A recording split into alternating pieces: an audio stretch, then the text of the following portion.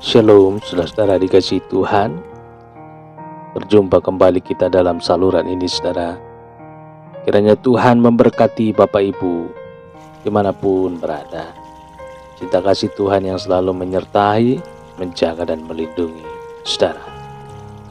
Kita baca kebenaran firman Tuhan dalam 1 Raja-Raja 17 ayat 16. Tepung dalam tempayan itu tidak habis, dan minyak dalam buli-buli itu tidak berkurang, seperti firman Tuhan yang diucapkannya dengan perkataan Elia. Apakah hanya orang kaya yang bisa berbagi? Banyak orang salah dalam memahami arti berbagi. Hanya orang yang kaya yang bisa berbagi. Kalau kita sudah berlebih, baru bisa berbagi. Bagaimana mau berbagi? Untuk hidup sendiri saja sudah susah. Alkitab tidak pernah salah mencatat. Tuhan tidak pernah keliru saat berfirman. Bukan hanya orang kaya yang bisa berbagi. Orang susah pun mampu berbagi. Belajar dari janda di Sarpa. Janda ini hidup sangat sederhana. Keluarga miskin lebih tepat dijuluki, saudara. Hidup dengan seorang anak, namun mempunyai hati untuk berbagi yang luar biasa.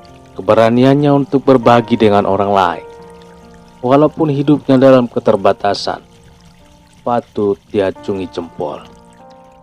Sulit membayangkan apakah ada orang sehebat janda miskin dan berbagi di zaman sekarang. Saudara mungkin salah satu yang memiliki hati seperti janda miskin tersebut. Ia bertemu dengan Elia. Elia meminta minum dan makan darinya, saudara. Janda itu tidak memiliki apa-apa selain segenggam tepung dan sedikit minyak yang hanya cukup untuk sekali makan saja buat dia dan anak-anak.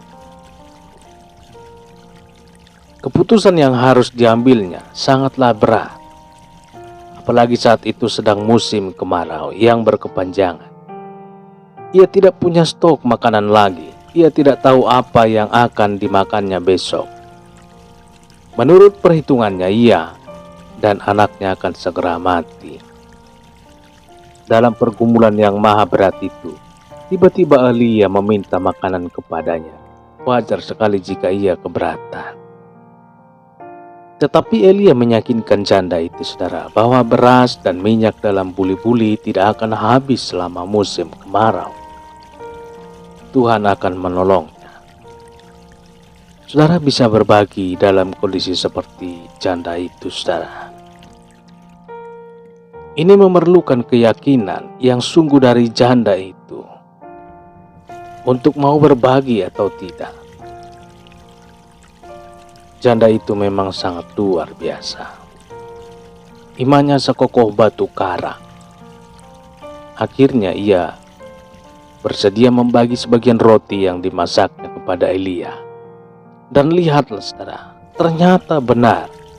Esoknya dan hari-hari berikutnya, bahkan berbulan-bulan, tepung dalam tempayan dan minyak dalam buli-buli tidak habis-habisnya, saudara. Walaupun diambil untuk dimasak setiap hari, pas perlu pas ada.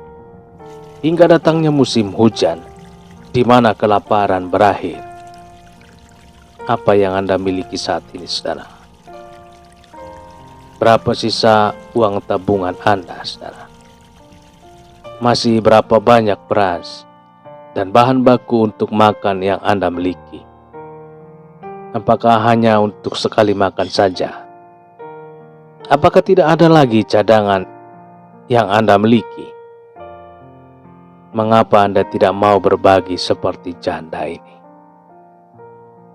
Ada keluargamu, tetanggamu, teman lama, teman gereja, bahkan orang yang belum makan pada saat Anda melihatnya.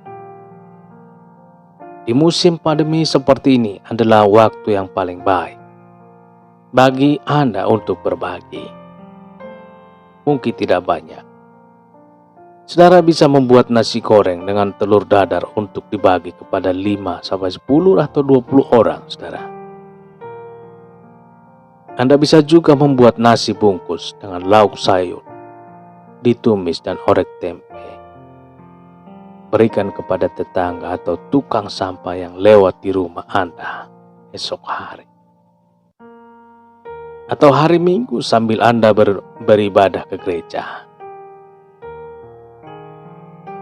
Mengapa Anda tidak buat nasi dengan telur balado dan berikan kepada orang-orang yang Anda temui di jalan? Saudara, janda di Sarpat bisa berbagi. Saudara, janda di Sarpat bisa berbagi. Mengapa kita tidak? Janda di Sarpat telah menemukan harga diri ketika ia bisa berbagi. Menemukan harga diri sering terjadi bukan pada saat Anda hidup berkecukupan, tetapi justru pada situasi sulit. Kita berdoa. Bapa yang di surga, Bapa dalam nama Tuhan Yesus Kristus. Terima kasih, kami bersyukur dan bersyukur karena kasih-Mu. Bersyukur untuk firman yang sudah kami dengar. Mengingatkan kami betapa sungguh luar biasa akan kasih-Mu Tuhan. Sungguh ajaib karya-Mu di dalam hidup kami. Dan sungguh mulia dan agung Engkau ya Tuhan. Kau layak dipuji dan disembah. Kau layak menerima ucapan syukur pujian-pujian dari mulut kami. Kami bersyukur saat ini, memuji Engkau dan berterima kasih karena segala kebaikan-Mu. Agar kami Tuhan menyadari dengan sungguh akan karya-Mu, akan keagungan-Mu, akan kuasa-Mu, akan kasih-Mu dalam kehidupan kami. Kami pribadi lepas pribadi. Dan ajar kami ya Tuhan untuk selalu bersyukur, memuji-muji Tuhan, tidak melupakan kebaikan-Mu dalam kehidupan kami. Terima kasih Tuhan, kami bersyukur. Ampuni kami yang sering kali lupa untuk memuji Tuhan. Betapa kami sering terlalu fokus pada diri kami sendiri. Terima kasih Tuhan, terpujilah nama-Mu. Berkatilah kami ya Bapa. Sepanjang malam hari ini, lingkupi kami dengan kuasa dan kasih. Lingkupi kami dengan kuasa dan kasih-Mu. Kami bawa kepada-Mu ya Tuhan setiap permohonan doa, agar Tuhan melawat dan menjawab sesuai dengan apa yang kami perlukan. Kami percaya kami alami kemenangan, kami alami pertolongan, sukacita, dan kekuatan dari Tuhan. Terpujilah nama-Mu ya Bapa. Dalam nama-Mu yang kudus, nama Tuhan Yesus Kristus, kami sudah berdoa dan mengucap syukur. Haleluya. Terimalah berkat Tuhan. Tuhan memberkati engkau dan melindungi engkau. Tuhan menyinari engkau dengan wajah-Nya dan memberikan kasih karunia. Tuhan menghadapkan wajah-Nya kepadamu dan memberikan damai sejahtera, berkat anugerah dari Bapa Surgawi, cinta kasih karunia dari Tuhan Yesus Kristus, dalam persekutuan dan penghiburan Roh Kudus yang menyertai kita semua, sekarang ini dan sampai selama-lamanya. Dalam berkat nama Tuhan Yesus Kristus. Haleluya. Amin. Puji Tuhan. Saudara dikasihi Tuhan, saya percaya firman Tuhan menjadi berkat dan kekuatan buat saudara semua, dan Roh Kudus akan menolong saudara untuk lebih lagi memahami kebenaran firman Tuhan. Tuhan Yesus memberkati saudara Bapak Ibu sekalian. Sampai jumpa dalam renungan yang berikutnya. Haleluya. Amin.